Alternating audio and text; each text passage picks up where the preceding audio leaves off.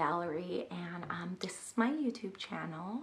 Don't forget to click and subscribe for those of you who don't know me. For those of you who do, thank you so much for tuning in. So if you come from Instagram, you know that I do a Tell the Truth Thursday.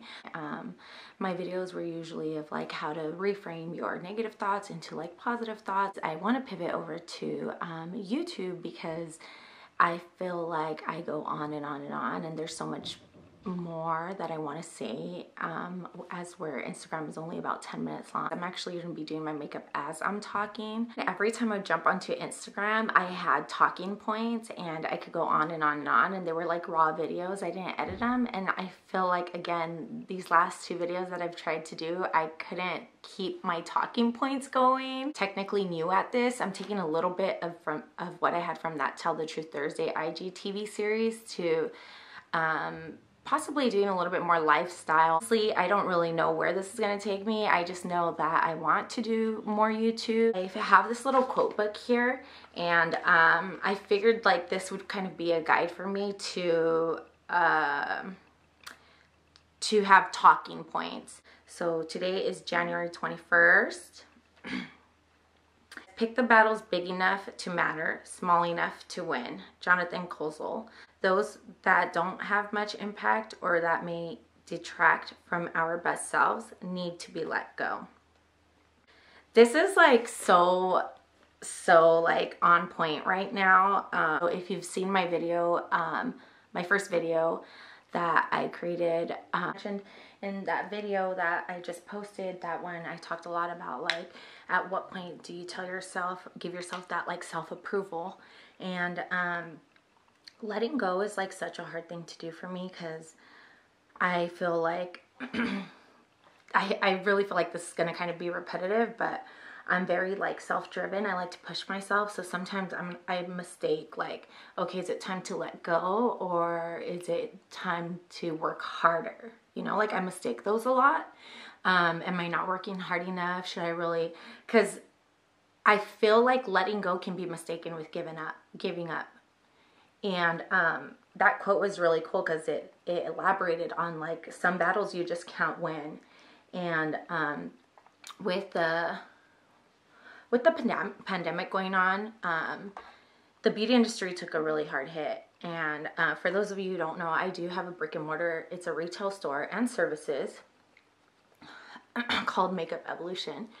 And although we've been steady, we're not doing as good as we were, and try to figure out like what else can I do to drive those numbers in. And although like our online is doing good, we have employees staffing our brick and mortar, and as a business owner, you got to make sure that your brick and mortar is driving enough business to pay its bills, to pay its employees, to pay all of that. And as an online, you know, I can fill those orders from home, and that drives business too, but that's almost like a separate, like online and brick and mortar, they're almost like separate businesses.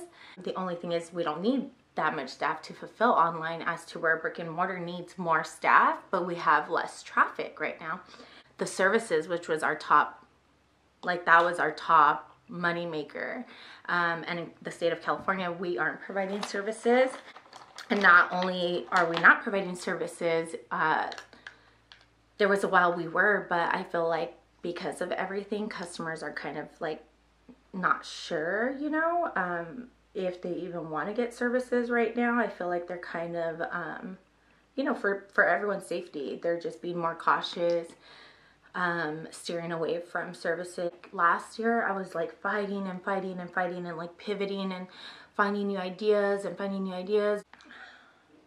It's been like, honestly, it has been a little exhausting. Like, almost feel like now that I'm taking like a step back, it's maybe a battle that I have to let go. Like, I'm not gonna beat the pandemic.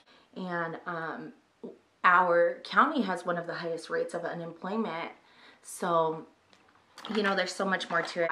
I've been having good talks with my husband, and just kind of like trying to see our options, and really like, even if I spend more money on like driving traffic into the store, the return hasn't really paid off like it used to. Like when I used to run ads in the past, we used to get a lot of traffic, and now it's like I could run ads to our online sales, but that's leaving my staff in store without work. Obviously, I don't want to let go of jobs, but I think I'm going to let go of the situation that I can't handle, which is trying to like let go of trying to be more than what I am this year and kind of just accept where we are. Because we're doing pretty badass. Like, we're doing pretty good for being in a global pandemic. Like, we've looked up stores that are similar to ours that we're interested in carrying our lash line, and there's been, you know, like, there's been stores that are going out of business. There's been huge national chains that are going out of business, and we've been able to hold up for almost a year now. So I'm really gonna just, I have been working on letting myself know that I'm doing good enough. I should be fine with what we have, because in all honesty, we're doing okay to pay our bills, to maintain staff. Our profit margin isn't as big as it was. We're doing okay for being a small business, and I need to let go of trying to do better than where we're at right now. Obviously without neglecting the business, which is, again, a really fine line. Like, how much do you step back, you know? What's on the verge of quitting and what is enough? Very easy for me to like be up all night and think about these things, but I have worked so hard on my self-awareness. I don't know, in a way, like, I'm really proud of myself and how I've handled this pandemic and how I've handled this situation. I also had like an injury, an accident back in August, and it was, I hit my head, I blacked out, I got a concussion. So that was something like totally unexpected, and I don't know if it was the way I hit my head. I'm seeing a specialist, so like that's been helping, but it was definitely something that like threw me back. I sometimes, like, my train of thought is slower than it used to be, and there's things that like if too many things are happening at once, I get like really overwhelmed. Too many people talking at once, where I was like master at that. And I'm pretty sure it's only temporary, just from like talking to my doctor. Like, little by little, like brain injuries take a while to heal. I also get a lot of mood swings, but that's something else that like I've been holding on to, like, oh, that damn accident threw me off. For a while it was like hard for me to create content. I obviously look normal, which is like the hardest thing. When you look normal to someone, they will never suspect that like you're literally like not strategizing, but like breaking things down in your head while people are like talking to you. So a lot of people don't know that about concussions. I definitely think it was from cheerleading too, because I cheered when I was younger, and I had a couple of concussions. So my brain injury has definitely been like a part of what's kind of holding me back from like letting things go. Doing amazing from all the shit that has happened to me in 2020s. But a lot of that has to do with self-awareness. Like, I'm so happy that I practiced self-awareness these past couple of years, because like I can literally call myself out on like my own BS. So like, if I'm using the head injury as like an excuse, I will call myself out.